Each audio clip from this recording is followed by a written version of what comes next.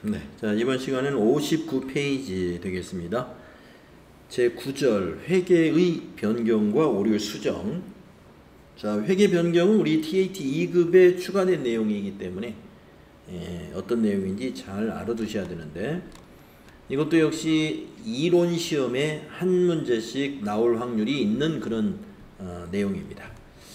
자, 회계 변경이란 무엇인가?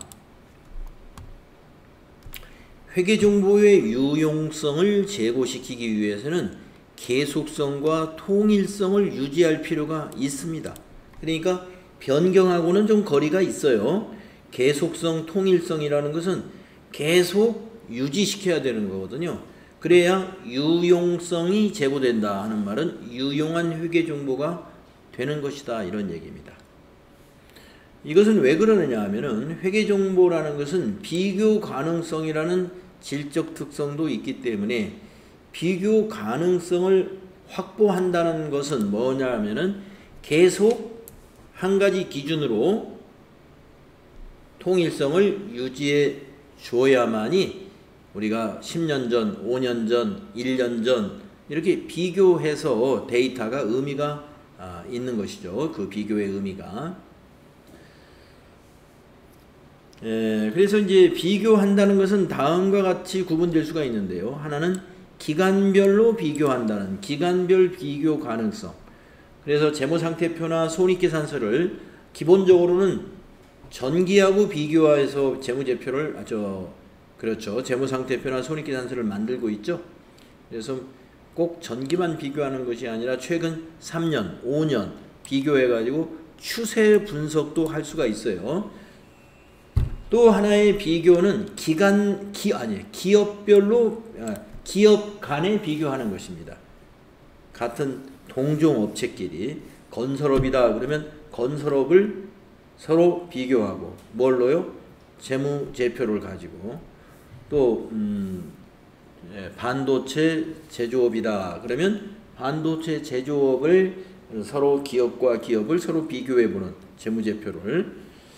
그러한 비교 가능성을, 이 두 가지의 비교 가능성을 우리가 확보하려면 회계 변경은 없어야 되겠죠.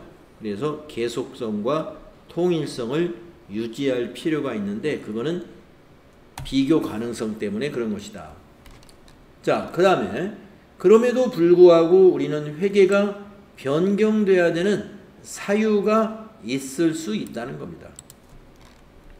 자, 회계 변경은 회계 정보의 비교 가능성을 훼손할 수 있으므로 회계 변경을 하는 기업은 반드시 회계 변경의 정당성을 입증해야 합니다. 그러나 회계 기준 제정기구가 새로운 회계 기준을 제정하거나 개정하는 경우에는 이익 조정을 위한 자의적인 회계 변경의 여지가 없으므로 회계 변경의 정당성에 대한 입증을 필요로 하지 아니한다. 정당한 사유에 의한 회계 변경의 예는 다음과 같다. 자, 회계 변경의 사유가 이렇게 세 가지가 있을 수 있는데 그 중에서 이 3번에 있는 일반 기업 회계 기준이 새로 제정되거나 개정, 바뀌거나 이렇게 해서 회계를 변경해야 되는 경우에는 뭐 입증할 필요가 없어요. 정당성을 입증하지 않더라도 우리가 정당한 회계 변경으로 인정이 된다는 겁니다. 그러면 나머지 두 개는 뭐냐? 회계 변경의 사유는 되는데 이 두 가지는 입증을 해야 돼요.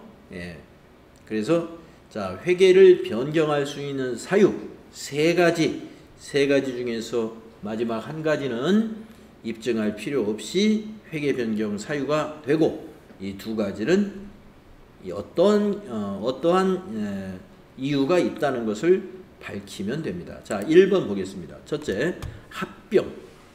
기업을 합치는 거죠.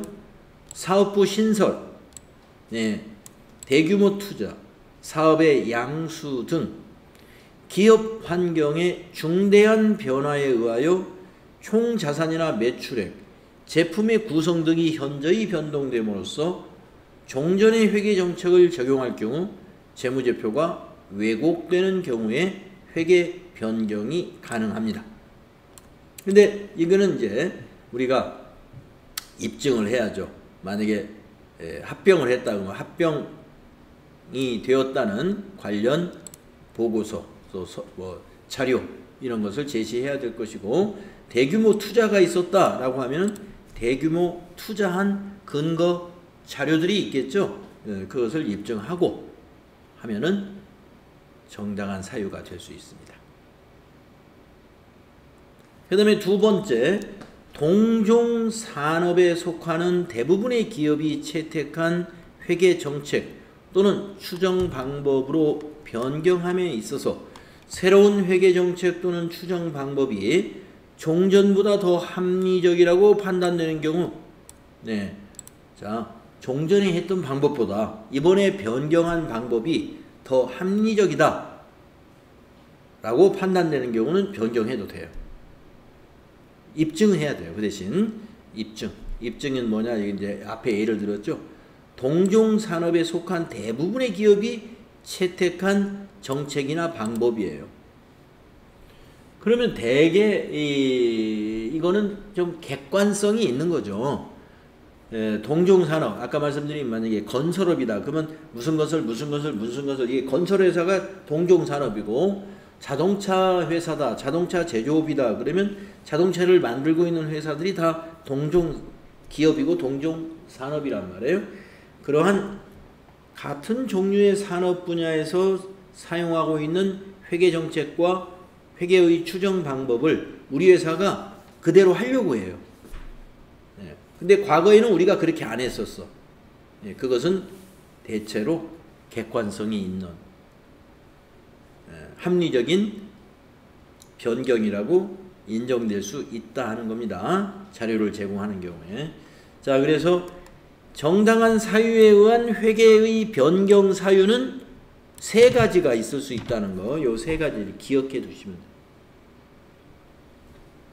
하나는 뭐 합병, 대규모 투자 이런 것이고, 두 번째는 동종산업에 속한 대부분의 기업이 채택한 정책이나 방법이고, 세 번째는 일반 기업회계 기준이 새로 만들어지거나 개정된 거.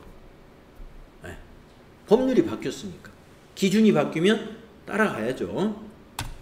그래서 마지막 거 같은 경우는 입증할 필요도 없는 것이고, 위에 두 가지 것은 입증을 해서 정당한 사유라는 것을 밝히면 된다는 겁니다. 자, 우리가 이제 상장 기업들은 말이죠, 많은 그 투자자들이 있지 않습니까? 그래서 우리가 재무제표를 매 회계연도마다 만드는데, 이러한 사유에 해당되지 않음에도 불구하고 전기하고 다른 기준을 적용한다든가 회계 정책이나 새로운 회계 정책이나 추정 방법으로 갑자기 바꾸게 되면은 이것은 중대한 잘못이 됩니다. 그래서 주의해야 된다. 회계의 변경은 정당한 사유 외에는 변경하지 않는다. 이렇게 알고 계시면 되겠습니다. 자, 그 다음에 단순히 세법의 규정을 따르기 위해서 회계 변경한 것은 정당한 회계 변경으로 보지 않는다. 여러분이 여기하고 좀 헷갈릴 수가 있는데, 일반 기업회계 기준의 제정이라든가 개정에 대해서 바꾸는 것은 정당한 것이라고 했는데, 왜 세법의 규정을 따르기 위해서 변경하는 것은 그것은 왜 정당한 변경으로 보지 않는다는 것이냐? 그 이유는 이제 바로 설명이 나옵니다. 이유는 세무 보고를 하는 세무회계하고 재무 보고를 하는 재무회계, 세무회계와 재무회계는 목적이 서로 다르기 때문입니다. 그래서 목적이 서로 달라 세법에 따른 회계 변경이 반드시 재무회계 정보의 유용성을 향상시키는 것은 아니기 때문에 그런 것이다. 그래서 우리가 회계 처리는 세법에 따라 하지 않고 일반 기업회계 기준에 따라서 회계 처리를 한 다음에 이것을 세무서에 신고할 때는 어떻게 해야 될까요? 그때 다시 세무 보고를 위한 조정을 해야 돼요. 그걸 우리가 세무 조정이라고 하는 작업이죠. 그래서 대개 세무 조정 작업은 누가 해요? 어떤 직업을 가진 사람들이? 세무사. 그 다음에 회계 감사는 누가 해요? 공인회계사. 네. 그래서 공인회계사가 회계 감사하는 기준은 일반 기업 회계 기준이라든가 또는 상장 기업들은 한국이 채택한 국제 회계 기준, 여기에 맞추어서 회계 처리했는가, 그것을 감사하는 게 회계 감사예요. 그리고 나서 세금, 법인은 법인세를 내야죠. 또 개인 회사는 소득세를 납부해야죠. 이때 세금을 내기 위해서는 또 기존의 당기 순이익에 따른 세금을 납부하는 것이 아니고 세무 조정을 또 거칩니다. 입금 산입에 해당되지 않는 거, 손금 산입에 해당되지 않는 거, 즉 수익과 비용을 다시 세법의 기준에 맞추어서 조정하는 작업이 들어가요. 그걸 우리가 세무 조정이라고 합니다. 그래서 우리가 직업적으로 보면은 세무 조정을 하는 직업을 우리가 세무사, 네. 그리고 회계 감사를 하는 업무를 하는 직업을 우리가 공인 회계사, 이렇게 구분할 수 있습니다.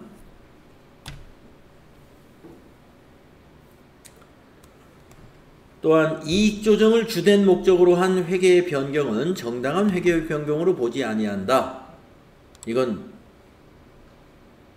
바로 분식 회계죠. 예. 법 위반한 거다 이거죠. 이익 조정을 하기 위해서 회계를 변경했다. 예. 이거는 분식 회계에 해당되는 것이다. 인정되지 않습니다. 정당한 것으로 보지 않는다. 자, 그러면 다음 페이지에 가서 이제 회계 변경의 유형, 회계 변경의 종류라고 할까요? 회계의 변경은 어떤 유형들이 있느냐? 크게 두 가지로 구분을 하는데, 하나는 정책을 변경하는 것, 하나는 추정을 변경하는 겁니다. 네. 자, 먼저 정책의 변경을 보겠는데, 이 정책을 변경한다는 것은 어떠한 사례가 있느냐? 이 회계 정책의 변경 사례가 아주 시험에 잘 나와요. 네, 회계 정책의, 자, 그러니까 우리가 회계의 변경은 두 가지라고 그랬어요. 정책의 변경,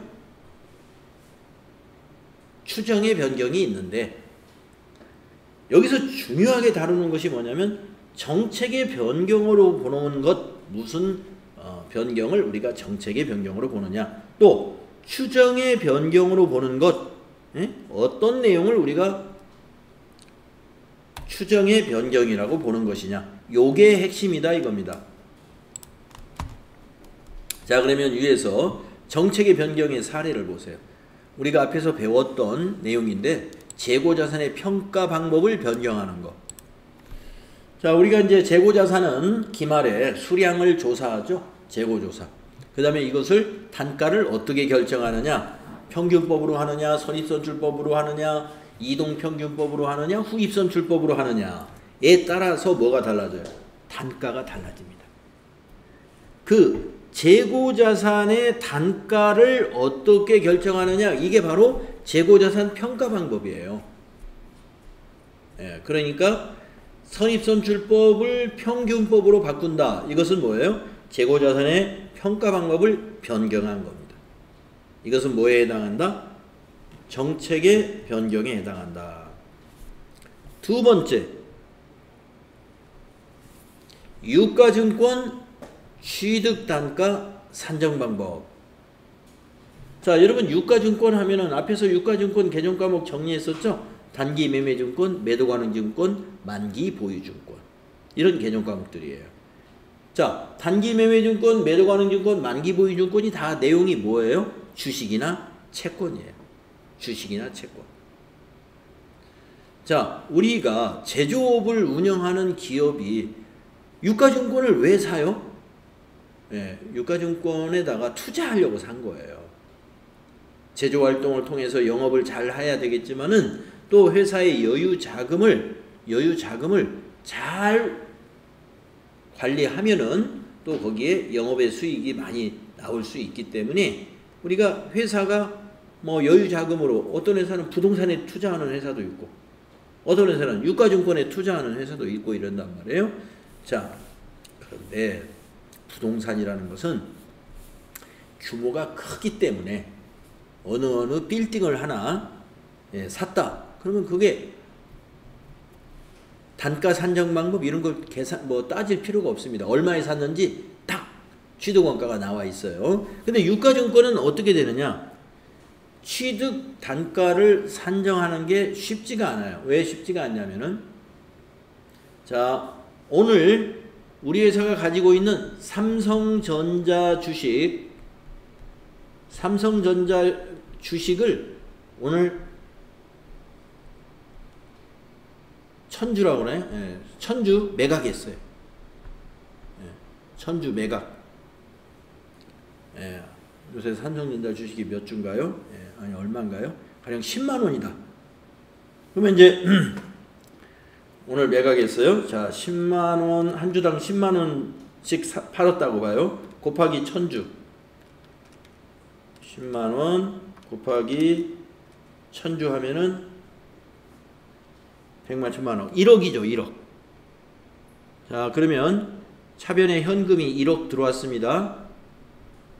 요걸 팔아가지고.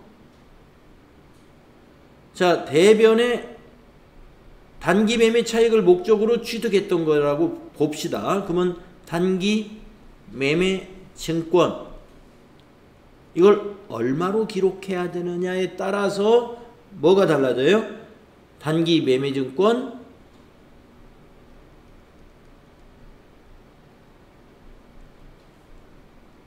처분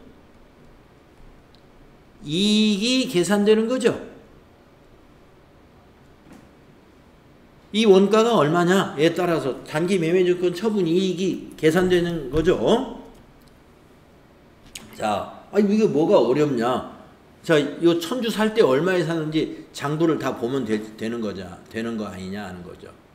자, 그런데 우리가 주식을 천주를 한꺼번에 딱 어느 날 산 게 아니라 어느 날 50주 사고 어느 날 30주 어느 날은 200주 어느 날은 300주 이렇게 거래가 결성되는 대로 막 여러 회차에 걸려서 산 거예요. 여러 회차에 거쳐서. 그러면 이 오늘 판매한 요 천주 1억 원에 팔았는데 이거의 원가를 이걸 계산해야 될 거 아니에요. 그게 바로 뭐예요? 유가증권 취득단가 산정 방법이에요. 그러니까 이것도 뭐냐면은 선입선출로 계산하든지 평균법으로 하든지 후입선출로 하든지 어떤 기준을 정해놔야 돼요. 매번 계산할 때마다 어떤 날은 평균으로 하고 어떤 날은 선입선출로 하고 어떤 날은 후입선출로 하고 이렇게 하면 곤란하다 이겁니다. 자, 그래서 유가증권의 취득단가 산정 방법이라 하는 것도 바로 이 재고자산의 평가 방법에서 말하는 평균법이다, 선입선출이다, 후입선출이다 하는 그 원리를 말하는 거예요. 아셨죠? 자, 요 두 가지 사례가 뭐다? 정책의 변경에 해당이 됩니다. 자, 이 정책의 변경은 굉장히 중요한 변경으로 보게 됩니다. 자, 위에서부터 이제 읽어볼게요. 회계 정책. 기업의 재무보고의 목적으로 선택한 기업회계 기준과 그 적용 방법. 회계 정책의 변경은 재무제표의 작성과 보고에 적용하던 회계 정책을 다른 회계 정책으로 바꾸는 것을 말하는데 내용은 아까 말씀드린 그런 내용이에요. 자, 회계 정책의 변경이 가능한 경우는 기업 회계 기준에서 회계 정책의 변경을 요구하는 경우에 기준이 바뀌었다 이거예요. 그러면 바꿔야죠.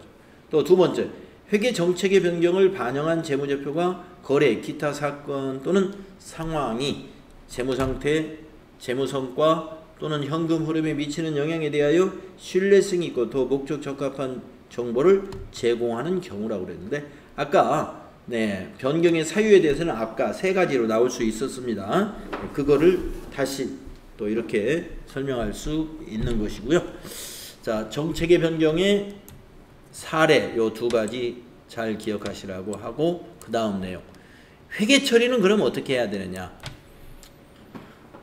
우리가 이제 이 변경을 했기 때문에 비교 재무제표를 만들면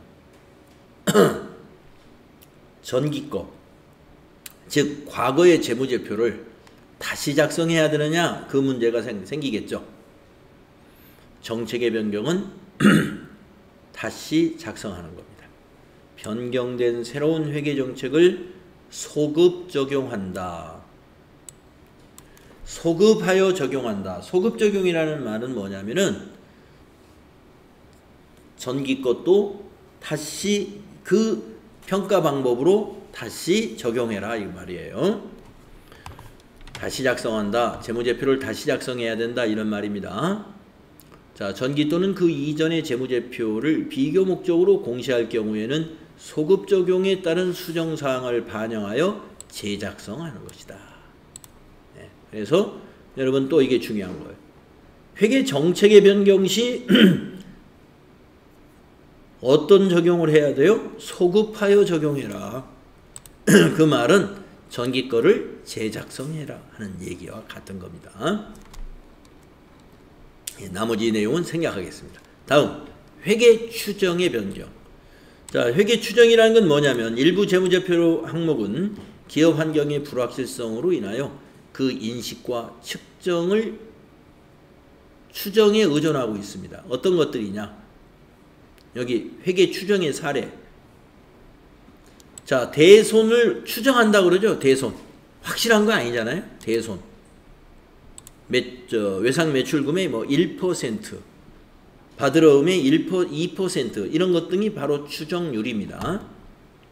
또 재고자산 진부화에 대한 판단 그리고 평가. 재고자산의 진부화라는 것은 뭐냐면 우리가 재고자산이 진부화가 되면은 가격이 하락했다고 보는 거거든요. 그러니까 진부화라는 건 재고자산이 이제 때를 놓쳤다 이겁니다. 지금 만약에 지금 가을이 되고 있는데 가을인데 지금 여름 상품이 만약에 재고로 남아있다 그러면 일종의 그런 어떤 계절적인 시기가 지난 것이다. 그걸 우리는 재고자산의 유행이 지났다. 그런 부분을 우리가 진부화 여부의 판단입니다. 근데 이것을 판단한다는 거, 얼마만큼으로 이걸 가격이 하락된 것으로 봐야 되느냐, 이런 것들도 일종의 추정에 해당이 된다. 그 다음에 우발 부채의 추정. 자, 우리가 그냥 부채 하면은요, 의무가 발생한 것입니다. 추정이 아니고 그거는 확실한 거죠. 어디서 외상으로 매입했다. 그럼 외상 매입금. 그거 확실한 겁니다. 우리가 카드로 공기청정기를 매입했다. 그럼 미지급금. 확실하죠. 얼마 지급해야 되는지, 누구에게 지급해야 되는지. 그건 우리는 그냥 부채라고 부릅니다. 그러면 우발부채라는 건 뭐냐? 우발부채라는 것은 현재 당장 부채로 확정되진 않았으나 향후에 부채로 전환될 우려가 있다. 우리 회사에 부채가 될 가능성이 있는 것을 추정하는 거예요. 그걸 우발부채의 추정이라고 합니다. 우발부채의 추정. 기업 간에 말이죠. 서로 이렇게 관계 회사들이 있으면은 관계 회사라는 게 서로 그 어떤 계열 회사 뭐 이렇게 무슨 그룹 재벌 회사들 같은 경우는 그룹이 있잖아요. 그룹. 네. 무슨 회사와 무슨 회사가 어떤 관계가 있고 투자 관계를 가지고 있을 수도 있고 원어가 하나인 그런 그러니까 주인 대주주가 하나인 기업들을 우리가 계열 회사라고 이렇게 부른단 말이에요. 그러면 우리가 원래는 기업과 기업주는 이제 분리되는 거예요. 대주주가 뭐 같은 회사라고 그래서 기업까지 같은 회사라고 보지는 않습니다. 우리가 회계의 전제 조건에 우리가 그런 그 기업과 기업주는 분리한다 하는 원칙이 있습니다만은 그럼에도 불구하고 우리가 만약에 A라는 기업과 B라는 기업이 있는데 A라는 기업은 굉장히 부자예요. 부자. 안정적이야. 아주 큰 회사. 이미지가 좋아요. 근데 B라는 기업은 아직 신규 회사예요. 이제 막 새로 시작한 회사. 아직은 새로 시작했기 때문에 실적도 별로 안 좋아요. 실적도 아주 나빠. 근데 이 회사는 지금도 부자 회사고 실적도 아주 좋은 회사예요. 자, 이 회사의 거래처. B라는 회사의 거래처가 여기다가 외상도 주고 마음 놓고 거래를 할 수 있는 것은요. 이 A라는 회사는 여기는 A라는 회사에 김 회장이라는 분이 있는데 오너가 있는데 이 사람 아들이 이 B를 운영해요. 김 회장의 아들. 아들이 회장이에요. 자, 여기 A라는 아주 큰 회사하고 아주 가까운 관계에 있죠. 가까운 관계에. 그리고 저 김 회장이 여기 투자를 했어요. A라는 회사가 B라는 기업에. 자, 그러기 때문에 거래처에서 여기다가 외상을 주고 막 이러면서 그렇게 불안을 안 느낄 수가 있어요. 이 회사가 부도가 나면 어떻게 아버지 회사가 살려주겠지. 그래서 이 회사에서는요, 이게 이 아버지는 이 아들이 하는 회사의 경영 어떤 성과라든가 이런 거에 늘 어떻게 됩니까? 관심을 가질 수밖에 없어요. 잘 돼야 될 텐데. 그렇죠? 그러면 이 아버지 회사 A 회사는요, 우발부채를 어느 정도 느끼고 있는 거예요. 우발부채. 지금 이 B 회사가 굉장히 어려운데 지금 외상하고 있는 게 보니까 한 10억 정도 10억 정도를 계속 못 갚고 있더라 이거예요. 10억 정도. 자, 이런 것이 만약에 B라는 회사가 부도가 나면 A라는 회사는 그 빚을 갚아야 될 의무가 발생할 수도 있겠구나. 지금 당장은 아니지만 그렇죠? 그런 것이 우발부채입니다. 그래서 우리가 가까운 가족끼리는 어떻게 해요? 막 서로 간섭도 하고 막 그러는 거잖아요. 막 부모님이 만약에 있고 또 자녀들이 있다 그러면 부모님이 뭐가 잘못되면 자녀들이 그 부모의 채무를 갚아야 될 그런 의무가 발생할 수도 있는 거. 기업의 경우에도 그러한 종류의 부채들이 있을 수 있습니다. 그래서 그런 부채는요, 재무상태표에 부채에 나타나지 않는 거예요. 그래서 표시를 안 해요. 표시는 안 하지만 내부적으로는 알고 있는 겁니다. 그래서 이걸 우발부채의 추정이라고 하고, 우발부채는 재무제표 재무상태표에는 표시하지 않지만 원칙적으로 그 주석에는 표시하도록 돼 있어요. 주석도 재무제표에 해당이 되죠. 자, 우발부채의 개념에 대해서 여러분 그 정도 알아두시면 되고요. 그 다음에 감가상각 관련된 거 있죠? 이거 모두 추정에 해당이 됩니다. 감가상각 자산이면 유형자산 아니겠어요? 유형자산, 무형자산. 그래서 유무형자산의 내용연수는 몇 년이다 이렇게 정하잖아요. 이런 것이 추정이에요.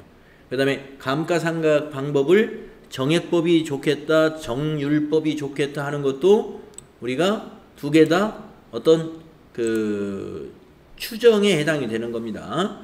잔존 가치도 추정입니다. 그래서 감가상각과 관련된 모든 내용이 다 추정에 해당이 돼요. 대손도 마찬가지. 재고자산의 진부와 그 다음에 우발부채의 추정, 이것이 회계 추정의 중요한 사례라는 거, 이거 기억하시면 되겠습니다. 그 다음에 이제 마지막으로 회계 처리 쪽에 보면은 회계 추정의 변경은 전진적으로 처리한다는 거죠. 아까 정책의 변경은 소급 적용한다는 거 기억하라고 그랬죠. 소급 적용은 제작성의를 말하는 거고요. 전진적으로 처리한다 그러면 미래만 바꾸면 된다. 그러니까 올해부터 단기부터만 그 방법으로 바꿔서 적용하면 돼요. 전기 거를 고치지 않습니다. 그래서 이 추정의 변경에 대한 그 내용, 변경된 효과를 단기와 단기 이후의 기간에만 반영한다는 거. 그래서 제작성이 없다고 하는 것을 기억하시고요. 회계 변경의 속성상 그 효과를 회계 정책의 변경 효과와 추정의 변경 효과로 구분하기 불가능한 경우에는 회계 추정의 변경으로 보는 게 맞다. 자, 우리가 지금 여기서 사례를 봤습니다만 여기 사례 외에 어떤 이슈가 있어요. 이게 추정의 변경이냐 정책의 변경이냐, 이게 판단이 모호한 거, 네, 구분이 불가능한 거, 이거는 밑에 걸로 본다. 네. 회계 추정의 변경으로 본다 하는 것도 함께 알아두시면 되겠습니다. 자, 그래서 회계 변경 쪽을 우리가 이제 FAT 1급에서는 전혀 없었던 내용이었고, 그 다음에 회계 오류의 수정, 이것도 FAT 1급에는 안 나오죠. TAT 2급에 이것도 추가된 내용인데요. 오류에 대한 거 한번 알아보겠습니다. 회계 오류란 무엇인가? 전기 또는 그 이전의 재무제표를 작성할 때 발생했던 오류가 단기에 발생되는 경우가 있습니다. 회계 오류는 계산상 실수, 회계 기준의 잘못 적용, 사실 판단의 잘못, 부정 또는 과실, 사실의 누락 등으로 인해 발생합니다. 자, 그러니까 전기 거가 잘못된 것을 단기에 발견되는 것이 오류예요. 자, 단기에 잘못된 걸 단기에 발견했으면 그냥 고치면 됩니다. 그거는 왜 그러냐면 이제 지금이 9월, 오늘이 이제 18일이잖아요. 지난달 8월에 작성한 내용이 잘못된 게 발견됐어요. 그냥 8월달 전표 고치면 돼요. 근데 여기서 말하는 오류는 그런 오류가 아니고 전기의 결산이 다 끝났어요. 지금 전기, 그러니까 22년도 재무제표가 다 작성이 됐어요. 지금 22년도에 결산이 다 끝났는데 그 오류를 나중에 23년도에 발견을 했다 이거예요. 이것을 여기서는 지금 다루는 거예요. 회계 오류. 자, 근데 오류의 내용이 참 다양하다 이겁니다. 계산을 잘못했거나 회계 기준을 잘못 적용했거나 사실 판단을 잘못 판단했거나 아니면 부정적으로 법을 위반했거나 뭐 이런 것들입니다. 오류 수정은 전기 또는 그 이전의 재무제표에 포함된 회계 오류를 단기에 발견하여 이를 수정하는 것이다 라고 아까 말씀드렸고, 중대한 오류는 재무제표의 신뢰성을 심각하게 손상할 수 있는 매우 중요한 오류를 우리가 중대한 오류라고 하고, 나머지는 중대하지 않은 오류라고 볼 수가 있습니다. 오류 수정을 회계 추정의 변경과 구분이 된다. 회계 추정의 변경은 추가적인 정보를 입수함에 따라 기존의 추정치를 수정하는 것을 말한다. 예를 들면 우발부채로 인식했던 금액을 새로운 정보에 따라 보다 합리적으로 추정한 금액으로 수정하는 것은 오류 수정이 아니라 회계 추정의 변경이라고 본다 이겁니다. 그러니까 아까 앞에 나왔던 그런 변경은 오류라고 보지 않는다 이거예요. 그래서 추정의 변경, 정책의 변경과 오류는 성격이 다른 것입니다. 자, 오류의 유형도 여러 가지가 있는데요. 단기 순이익에 영향을 미치는 오류도 있겠죠. 그리고 단기 순이익에 영향을 미치지 않는 오류도 있습니다. 예, 그래서 단기 순이익에 영향을 미치는 거, 이거는 이제 수익과 비용을 빼먹었거나 금액을 잘못 한 것이고, 순이익에 영향을 미치지 않는 거 하면은 자산부채 자본 간의 분계가 잘못된 것이죠. 자, 그러면은 지금 여기서 이제 사례가 뭐가 나오냐면, 중대하지 않은 회계는요, 회계 오류는 전기 거를 안 고치고 단기에 뭘로 고치냐면은 이렇게 전기 오류 수정 이익이라는, 또는 수정 손실일 뭐 이런 식으로 전기 오류 수정 이익, 영업의 수익이나 아니면 전기 오류 수정 손실, 영업의 비용으로 처리해 버립니다. 그러니까 전기 거를 고치지 않아요. 중대한 것이면 제작성이에요. 이것도. 자, 내용을 한번 보겠습니다. 좀 예제가 좀 복잡한 예제인데 한번 볼까요? 단기에 발견한 전기 또는 그 이전 기간의 오류는 단기 손익계산서의 영업손익 중 전기 오류 수정 손익으로 보고한다. 대개 우리가 수정을 해야 할 정도의 것은 이렇게 영업의 수익으로 본다든가 이렇게 하려면은요, 단기 순이익에 영향이 있어야 이제 이렇게 수익 비용이 바뀌는 겁니다. 자, 사례를 한번 보겠습니다. A사는 1차 년도에, 그러니까 전년도라고 보는 거예요. 1차 년도를. 이게 1차 년도, 전년도에 3년의 내용연수를 가지는 유형자산 900원을 구입하고 이것을 수선비로 처리했다.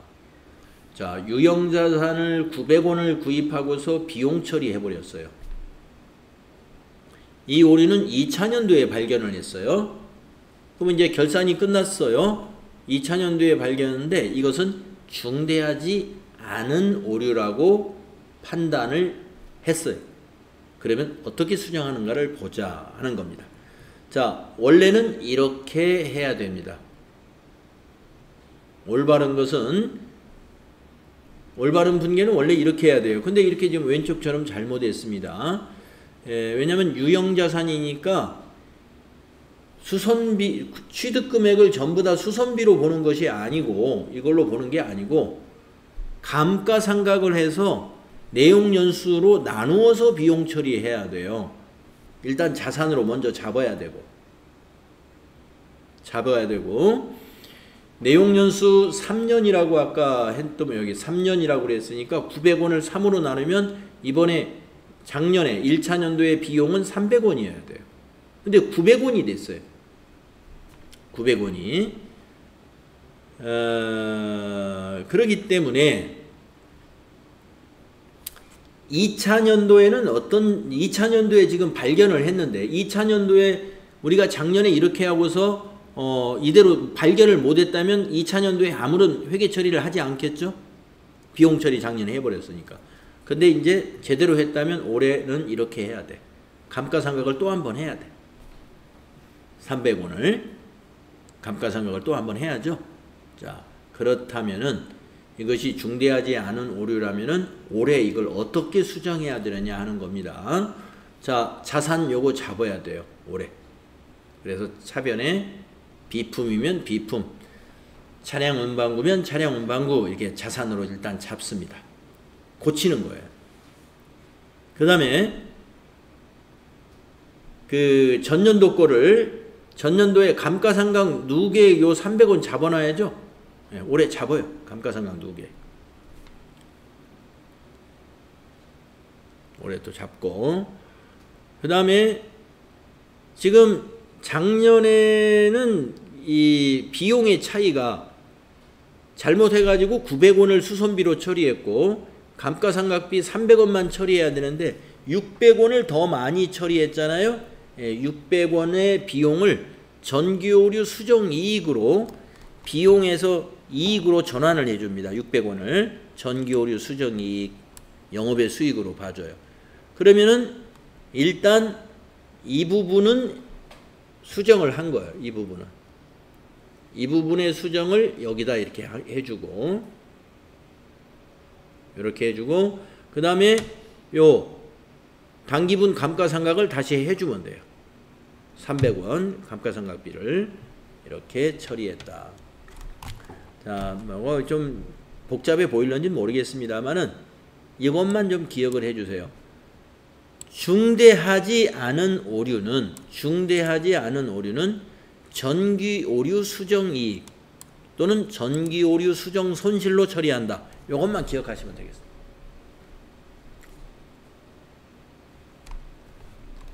자, 그 다음에 다음 페이지에 있는 내용까지 설명드리고 마치겠습니다. 중대한 오류라고 보겠습니다. 중대한 오류 이거 다 읽어볼 필요는 없고요. 중대한 오류의 수정 방법 아까하고 예제 똑같은 예제입니다. 똑같은 예제인데 여러분이 기억해야 될 것은 이겁니다. 중대한 오류는 단기에 영업의 수익으로 하는 것이 아니라 전기 거를 고쳐야 돼요. 전기의 재무제표를 고쳐가지고 이익잉여금으로 600원을 전기에 2월 이익잉여금 전기의 그 당기순이익이